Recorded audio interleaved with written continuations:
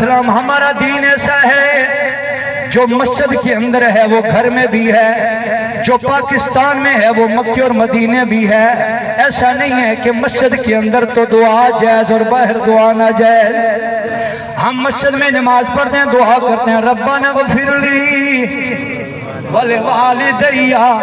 जड़े नमाज पढ़ दो जरा हाथ चुक के बोलो रब्बाना गफिरली वले वालिदैया, या अल्लाह मैंने भी माफ फरमा, मेरे माँ बाप के गुनाह भी माफ फरमा।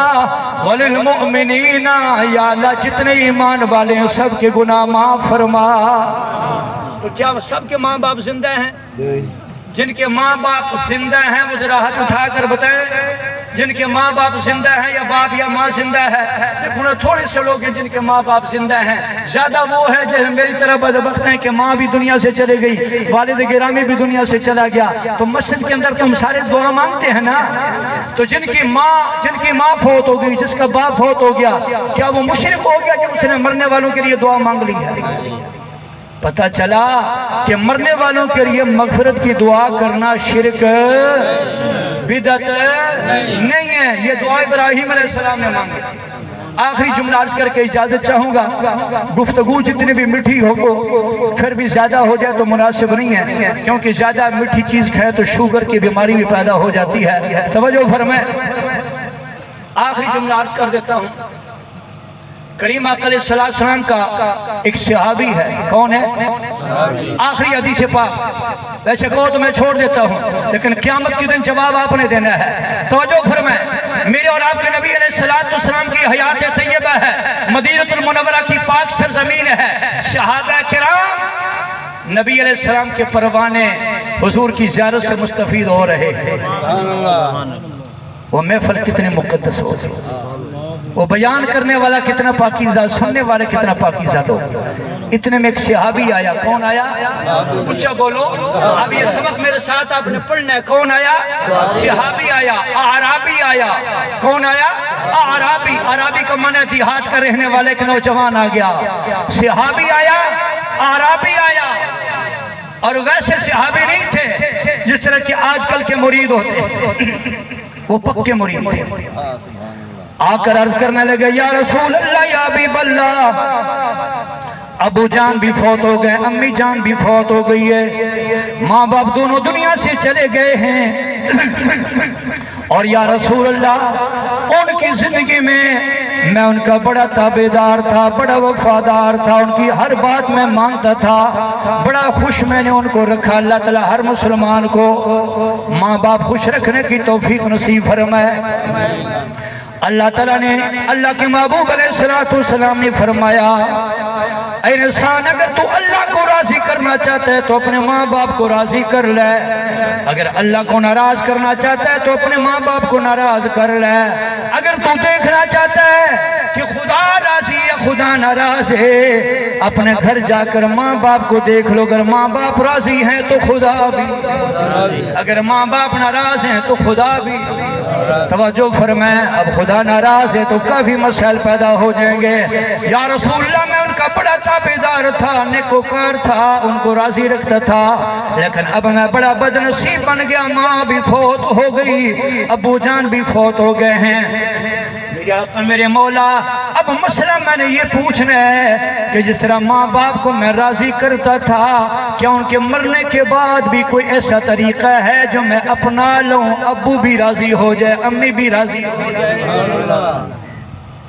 मेरे नबी ने क्या फरमाया? हाँ क्या फरमाया? ना नहीं फरमाया। वैसे आजकल का कोई मौलवी होता है ना गुस्सा, दुआ करना शिरक है, मर गया मरदूद ना फातिहा ना दुरूद, चल ना, मेरे नबी ने ये नहीं फरमाया।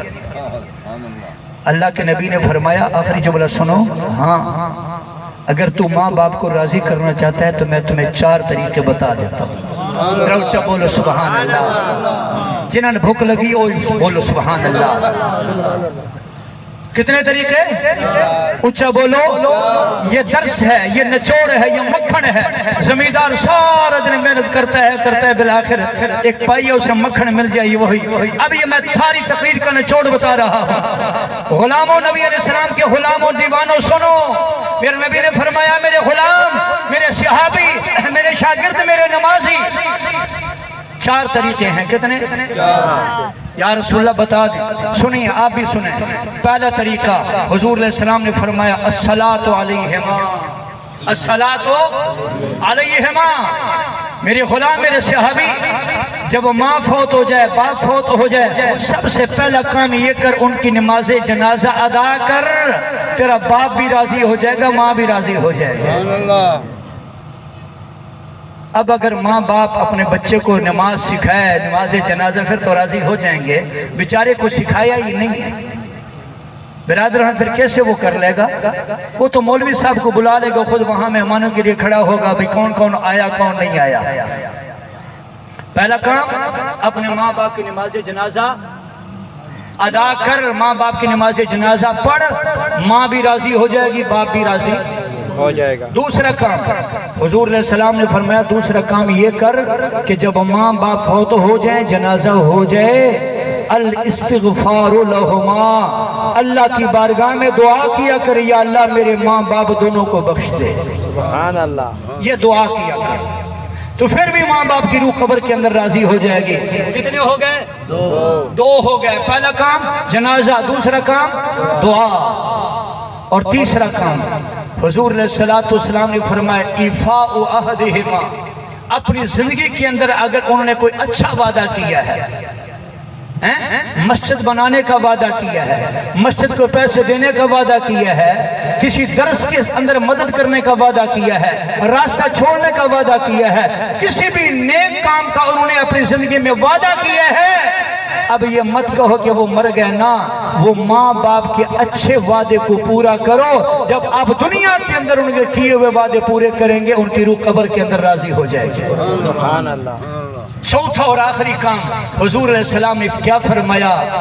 یہ فرمایا ایصال ارحامہما، کیا کر جو تیرے ماں باپ کے رشتہ دار ہیں، ماں باپ کے رشتہ دار ہیں، تیرے چاچو ہے یا تیرے ماں کے رشتہ دار ہیں، تیرا ماموں ہے، ان کی فیملی میں جتنے بھی رشتہ دار ہیں، باپ کی فیملی میں، ماں کی فیملی میں جو رشتہ دار ہیں، اب یہ مت سمجھو کہ باپ مر گیا لہٰذا ان کے رشتے چھوڑ دو، ماں مر گئی ان کے رشتے چھوڑ دو، فرمایا نہیں، اس طرح نہ کرو، جو تمہارے ماں باپ کے رشتہ دار ہیں ان کے ساتھ صلہ رحمی کرو، رشتہ مت توڑو بلکہ رشتے جوڑ کر رکھو، جب رشتہ جوڑو گے تو ماں باپ قبر کے اندر راضی ہو جائیں گے۔ سبحان اللہ۔